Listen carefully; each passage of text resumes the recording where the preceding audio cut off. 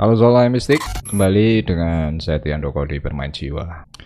Oke, di video ini saya akan jelaskan bahwa sebetulnya kalau kalian tidak memahami aspek spiritualitas, hukum ketertarikan atau loa itu justru mendorong kamu pada penderitaan yang lebih intens. Sama halnya ketika orang itu kecanduan, maka dirinya akan terjebak pada satu kebiasaan yang terus menerus. Oke, jadi video ini saya akan jelaskan buat kalian yang mungkin gagal atau malah justru semakin mengalami hal-hal yang jauh dari apa yang kalian inginkan.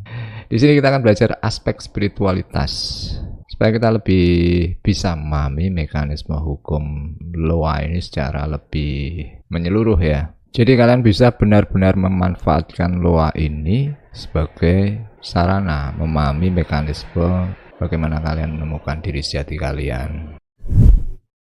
Oke, jadi yang pertama kali kalian membedakan loa sebagai komoditas dan loa dalam proses bagaimana kalian itu berkembang secara spiritualitas. Jadi law of attraction ini populer, mungkin kalau tidak salah ya, tahun 2006 dari buku The Secret ya. Jadi karena ini topik yang terkait dengan kebahagiaan, siapa sih yang orang tidak ingin bahagia?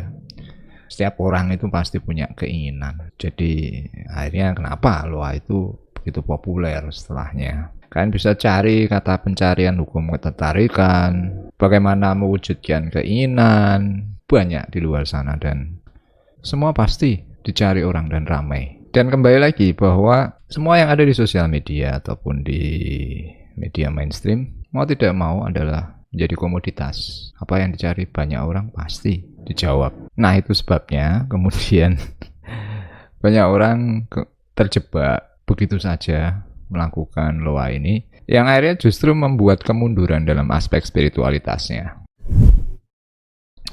Oke, sekarang saya akan jelaskan beberapa kesalahan persepsi orang pada hukum ketertarikan atau loa ini yang justru membuat dia gagal mendapatkan kebahagiaan. Jadi bukan hukumnya yang salah, tapi mindset atau perspektif orang pemahamannya akan loa ini sendiri. Karena loa hanya salah satu dari sekian hukum universal, hukum yang membuat segala sesuatunya ini mengikuti keteraturan. Jadi semua orang terikat dan loa hanya salah satunya. Oke, kita mulai dari kesalahan yang pertama. Kesalahan pertama dari orang mempraktekkan loa itu, mereka berpikir bahwa hukum loa itu selalu benar. Jadi ketika orang melakukan loa, ini kan hanya sebuah konsep ya, filosofi bahwa ada premis yang sederhana. Apapun yang kamu pikirkan, kamu menariknya.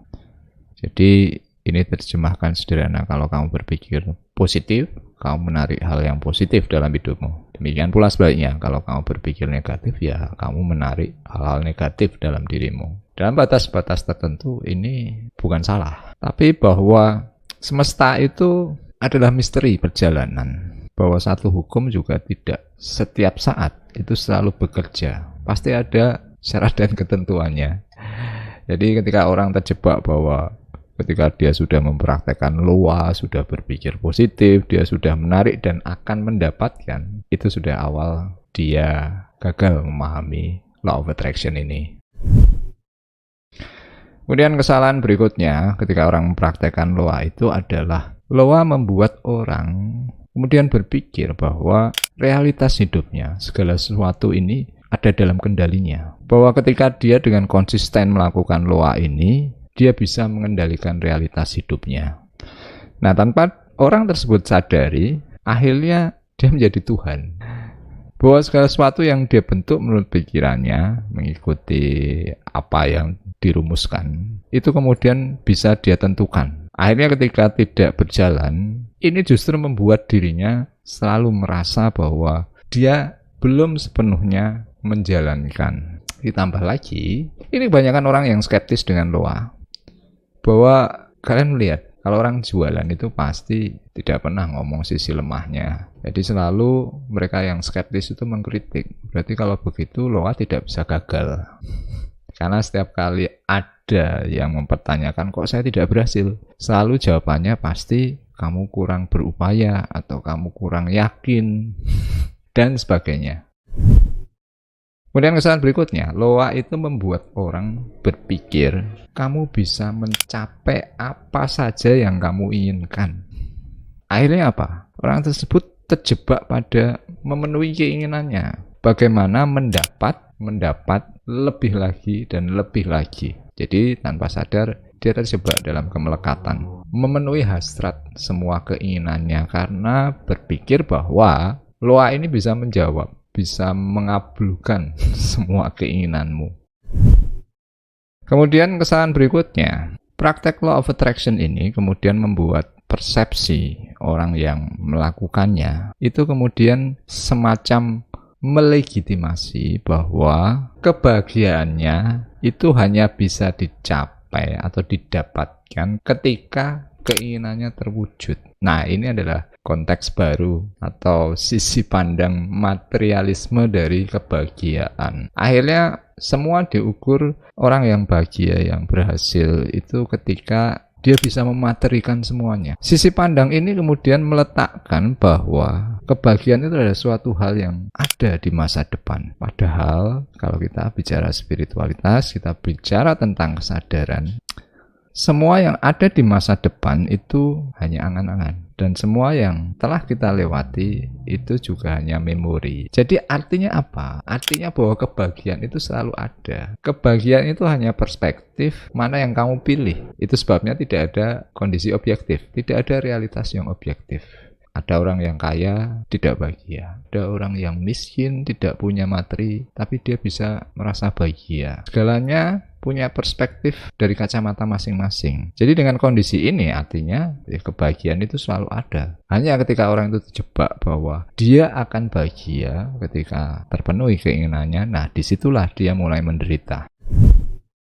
Kemudian kesalahan berikutnya adalah ketika orang mempraktekkan loa, lalu segala sesuatunya jadi serba pasti. Semua dipandang hitam putih. Premis awal hukum ketertarikan yang selalu diulang-ulang bahwa pikiranmu membentuk realitasmu. Padahal faktanya tidak selalu demikian. Tidak selalu bahwa pikiran kita itu 100% sesuai atau bertanggung jawab dengan realitas kita. Jadi kalau rumus tadi kemudian ditelan mentah-mentah serba hitam putih, maka semua apapun yang kalian alami dalam hidup itu 100% berhubungan dengan apa yang kalian pikirkan. Padahal mungkin kalian juga bisa menemukan dalam proses perjalanan hidup kalian. Ada satu momen misalnya kalian, misalnya pergi ujian, kamu di awal merasa serba tidak pasti, merasa tidak yakin. Tapi akhirnya ketika ujian berlalu, kamu mendapatkan nilai di luar dugaan. Ada momen ketika kamu mendapat panggilan wawancara misalnya, kamu merasa tidak siap. Bahkan kamu sudah pesimis. Tiba-tiba justru kamu diterima. Oke, jadi tidak selalu bahwa apapun yang terjadi dalam hidupmu 100% berhubungan dengan apa yang kamu pikirkan. Oke, kemudian kesalahan berikutnya.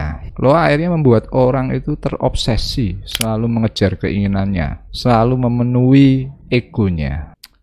Nah, apa yang salah di sini? Kembali lagi bahwa tidak ada satu rumus yang bisa menjamin suatu hal itu secara objektif mendatangkan kebahagiaan. Jadi perspektif orang tentang materialisme loa ini, jadi ada pendapat bahwa loa ini sebetulnya hanya merohanikan hedonisme atau materialismenya. Artinya bahwa orang itu akan menjadi bahagia ketika dia mendapatkan. Jadi ketika mendapatkan uang, mendapatkan pasangan, lalu kamu menjadi bahagia. Jadi urutannya mendapatkan untuk menjadi bahagia. Padahal bahagiaan itu pilihan. Bagaimana kalian memandang sebuah peristiwa? Maka dalam aspek spiritualitas, bicara tentang kesadaran, kalian harus bahagia dulu untuk mendapatkan. Nah, ini yang sulit dipahami. Karena apapun yang sifatnya spiritual, spirit, tidak ada wujudnya. Sedih, bahagia, kaya, miskin, semua adalah rasa. Sama halnya kalian, kalau makanan kan sederhana, itu juga rasa. Untuk merasakan manis, kamu tidak perlu belajar. Kamu hanya perlu mengalami makan sesuatu hal yang konfirmasi orang lain itu sebagai manis. Demikian pula rasa yang lain. Bahagia itu sudah ada. Hanya kamu perlu mengalami supaya arti kebahagiaan ini bisa benar-benar kamu sadari. Itu sebabnya ada video pendek saya ceritakan. Spiritualitas itu kadang tidak masuk akal karena membuat kamu pada kondisi yang berlawanan dengan yang kamu inginkan. Karena kalau kita mau belajar kedamaian, ya kita harus melalui peperangan. Kalau kamu ingin bahagia, kamu harus mengalami penderitaan. Nah, tentunya ini berlawanan dengan premis sederhana bahwa segala sesuatu 100% mengikuti apa yang kamu pikirkan. Lalu kesalahan berikutnya, ini terjadi dalam beberapa kasus. Orang bukan gagal mewujudkan keinginan, bahkan terpenuhi ketika dia mempraktekkan loa. Tapi apa yang berikutnya? Ketika dia mendapatkan, justru disitulah masalahnya mulai muncul. Jadi kan dalam proses perjalanannya, dia melakukan ini cukup lama, ya cukup butuh upaya keras. Dan pada saat yang dia mendapatkan, dia dalam kondisi yang justru serba ketakutan. Ketakutan dia akan kembali sebelum dia mencapai kondisi itu.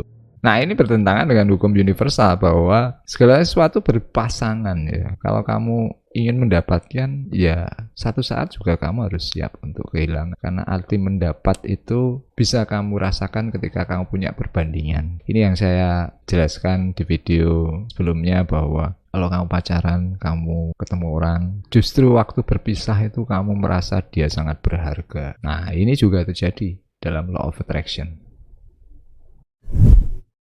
Kemudian kesalahan berikutnya, perspektif tentang loa.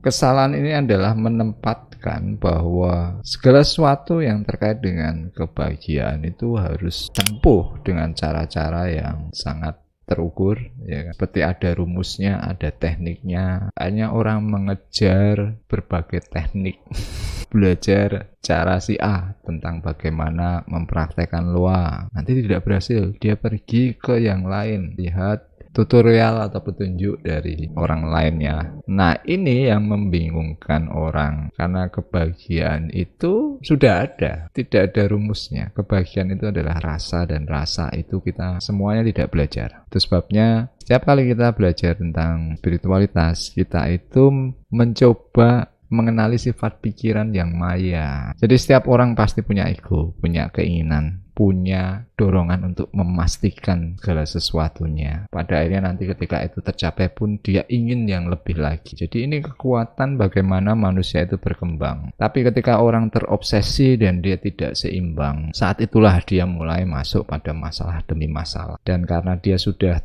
terpola bahwa segala sesuatu itu seperti ada rumus hitam putih, dia melawan program yang sudah dia tanamkan sendiri. Akhirnya ini sama seperti kamu membongkar ulang apapun yang kamu yakini selama ini tentang loa. Oke, jadi sampai di sini videonya. Semoga ini memberi kalian gambaran sisi spiritualitas dari sebetulnya praktek law of attraction. Kalau ada yang kurang jelas silahkan tulis di komentar. Kalau ada pertanyaan, lalu bagaimana Mas? Ada beberapa video yang saya sempat singgung tentang law of attraction. Oke, terima kasih sudah menyimak. Kita akan ketemu di video selanjutnya. Selamat bermeditasi, selamat bermain jiwa.